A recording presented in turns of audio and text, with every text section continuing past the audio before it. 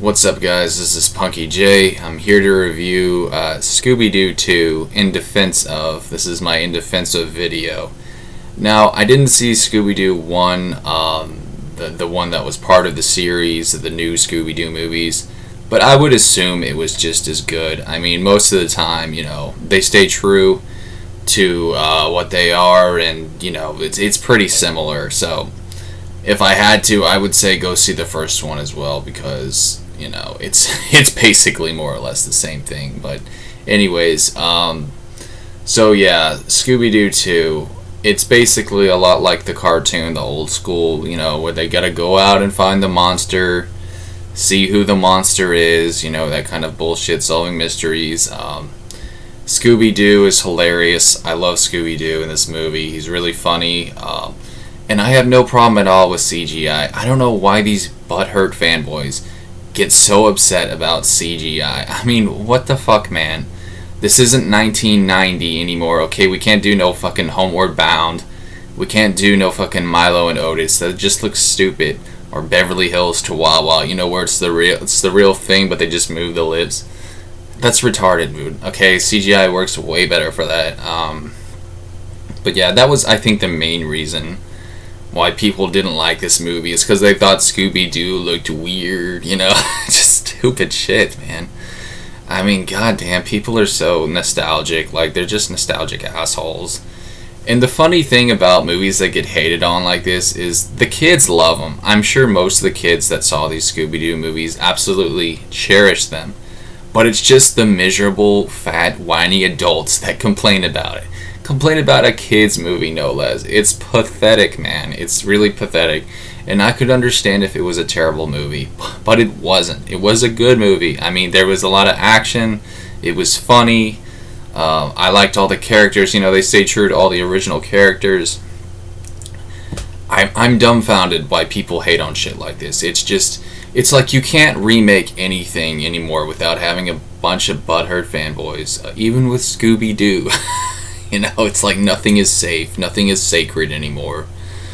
But yeah, anyway, to talk more about the movie, Seth Green is in it, which is a big thumbs up for me. I love Seth Green. He was his son in Austin Powers, and also the creator of Robot Chicken, I believe. And he's been in a lot of other stuff. It's funny too, because this one other dude, forget his name, but he was in Salt Lake City Punk.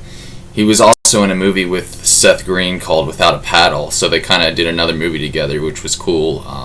Wish I could remember that guy's name, but anyways, I love Salt Lake City Punk, by the way, so I'm biased towards Shaggy. That's the guy who plays him as Shaggy, and he's a pretty awesome dude. But anyways, what else about the movie? Daphne is hot, very hot. I guess I have a thing for the nerdy girls, but that other chick, I forgot the other chick's name. The one that Freddy, is kind of like chummy with, I guess. But yeah, the guy who played Freddy, I mean, he did a good job. I can't really complain. He didn't really look like him that much, but it's whatever. I'm not gonna nitpick. And the other girl, the red hair, I forget her name. She was good as well, but. I mean, if I had any gripes about this movie, I don't really know, man. I guess, what gripes would I have about this movie? I mean, it really doesn't get until, like, halfway through the movie that you start seeing, like, monsters and stuff, but I didn't really have a huge problem with that. I mean, because I'm into a lot of, like, kung fu movies. And a lot of the kung fu movies, dude, the action doesn't start till like halfway, so I'm just used to that. But I can see if you were a little kid, maybe that could be troubling. But honestly, for me, it wasn't that big of an issue. There was still plenty of action, though. And the monsters, I mean, for a kid's movie, they're pretty scary. I gotta say that, they look cool anyways. I like the cotton candy monster. That was awesome.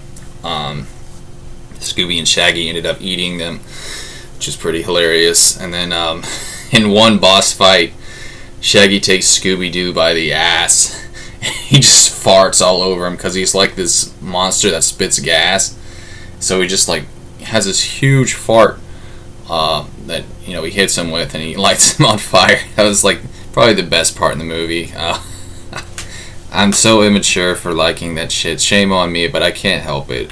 It's just, you can't help but love 8th grade fart humor. I mean, it's never gonna get old to me. It's lovely. I adore it. But one more fact, though, I thought was funny about this movie, or actually two, is that that old guy from Everybody Loves Raymond, I don't know his name, forgive me again, but he was in this movie, and I think the reason they put him in is because he was actually the original Frankenstein in a Frankenstein movie back in like the 1960s, I think, or the 1970s. So that was pretty awesome. Not a lot of people know that. But a really hilarious fact, though, is that Seth Green was actually in the horror movie It, the clown movie. He played this kid. He looked adorable. He had like these wire rim glasses, and I mean, God, he didn't look a year older, like maybe 15 or 16. But yeah, he was actually in the movie It. I don't know if a lot of people know that, but so it's funny how he went to like a really fucking scary movie, because that movie scared the shit out of me, to like a really unscary movie like Scooby Doo. But anyways, guys, I'm starting to rant here a little bit, so I'll go ahead and cut it short. But if you get the chance, watch one of the newer Scooby Doo movies, because despite all the bashing they got, they really aren't bad. And I mean, who hates Scooby Doo? I love Scooby Doo. He's awesome. So anyways, guys, Punky J. I'll see you next time. Peace.